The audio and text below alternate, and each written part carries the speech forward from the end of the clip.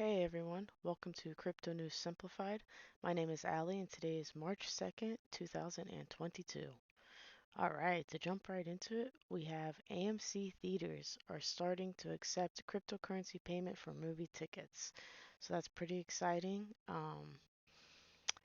They said, I think last year, back in August, yeah, that they would start accepting crypto, and they are now accepting Bitcoin, Ethereum, Bitcoin Cash, and Litecoin. They are also looking to add Dogecoin, they said. They didn't say when, but they're working on it.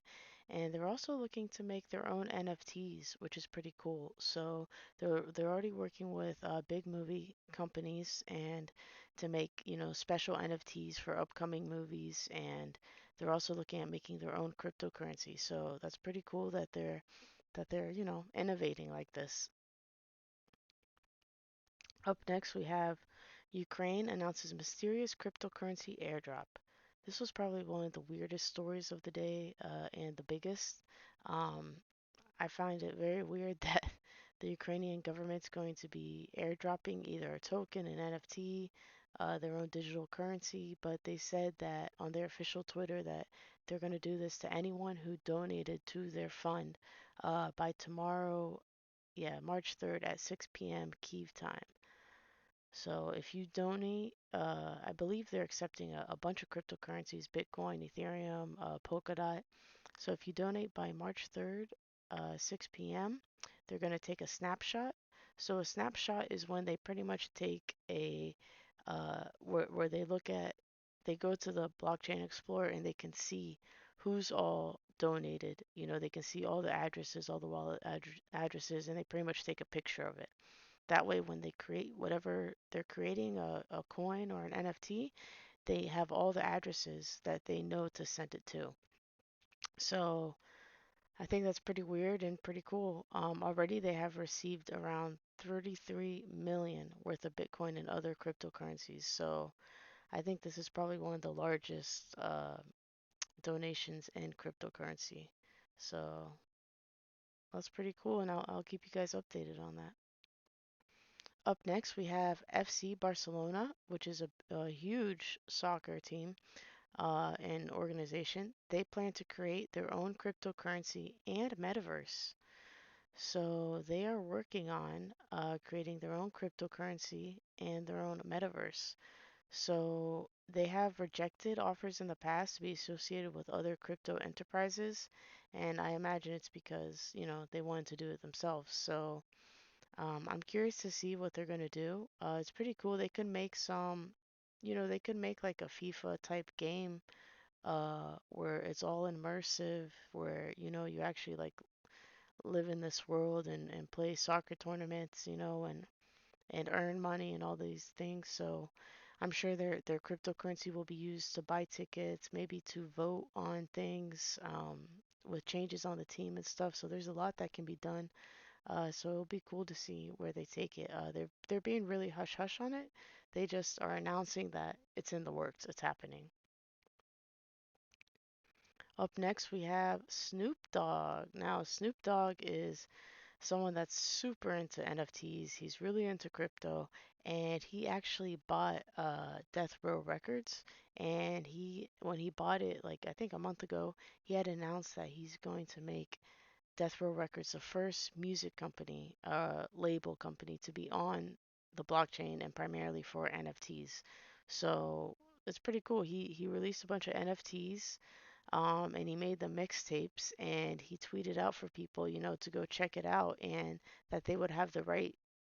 He says, let me see. He says here in his tweet, "You buy it, you own the rights to it all.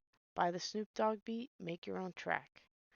So own it, remix it, master it. That's another thing that he said. So um, I guess and the songs are about NFTs. So like one of the songs is about the Bored Ape Yacht Club. If you guys don't know what that is, that's one of the largest NFT collections. Those sell for 200,000 and upwards. Some have sold for millions. So the collection is called Dog on It Death Row Mixtape Volume 1. So it's pretty cool that he's doing this.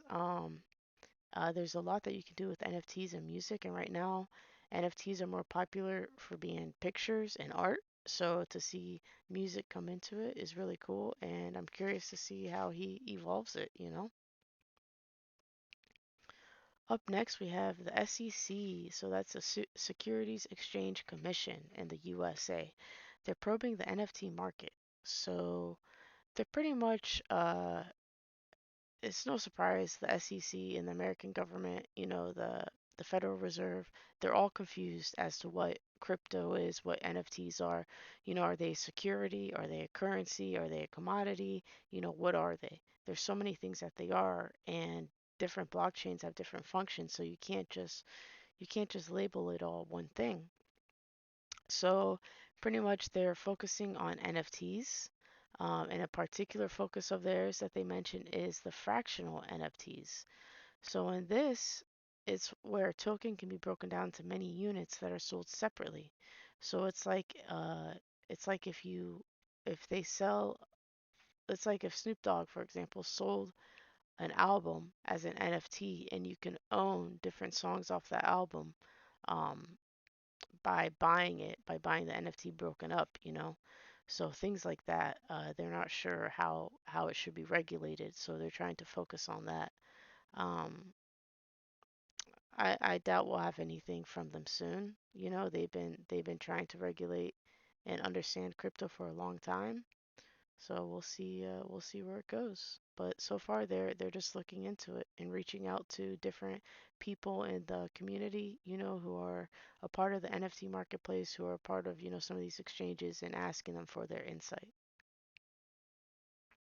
Up next we have Federal Chair Powell. So Jerome Powell is in charge of the Federal Reserve, and he was talking in front of Congress.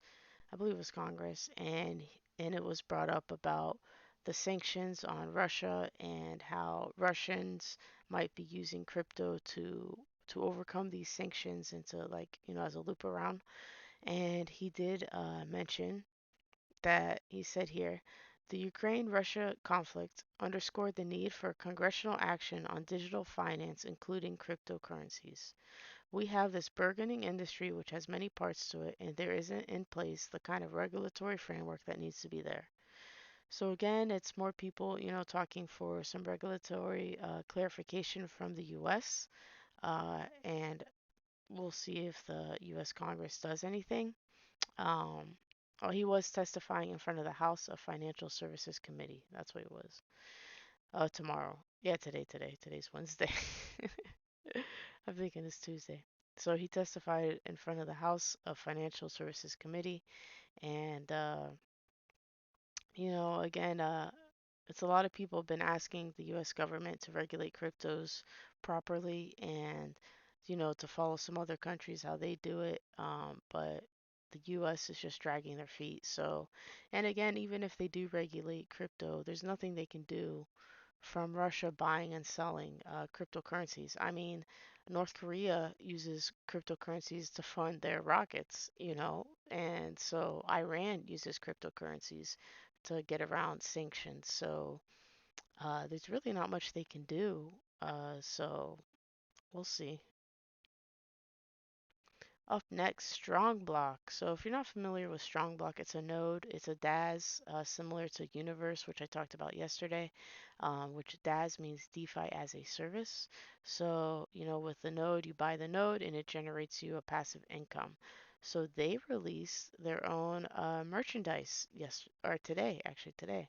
So if you go to their website that they tweeted out, they're selling aprons, book bags, phone cases, jackets, socks. So it's pretty cool that they're looking to make some more income and to also become, it looks like to become culturally significant. And Strong Node is one of the it's one of the longest running nodes out there. It's been running for over a year, the program. A lot of these nodes protocols aren't sustainable.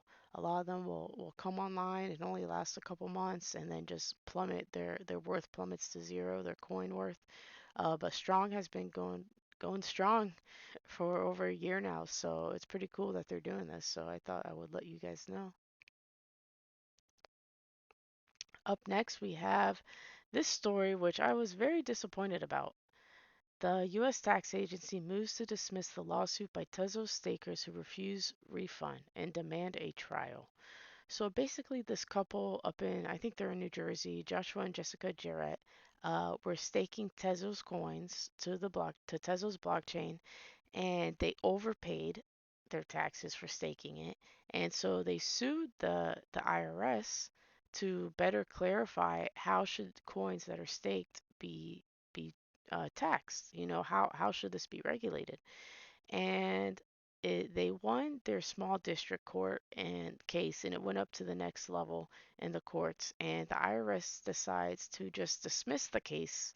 They sent out a check for $4,000, which was the money amount that the couple overpaid in their taxes, and they're saying, "Oh, well, we paid you your money, so the case is over. We're not gonna go there about regulating or forcing a judge forcing the IRS to regulate or how crypto should be regulated."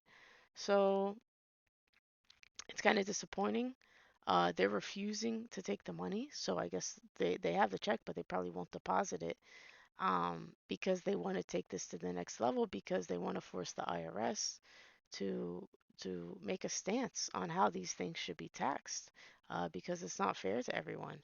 So they are working with a nonprofit, if I can find it, yeah, the Proof of Stake Alliance. So, there's more than just them that want to know how this stuff should be taxed.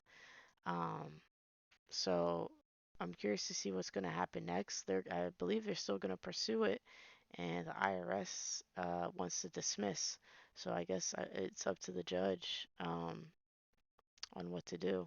I'm not too sure how the court system works that well, but I will keep following the story. And that's pretty much it, guys. I couldn't find a lot of good news stories to talk about tonight, so it's pretty short and simple.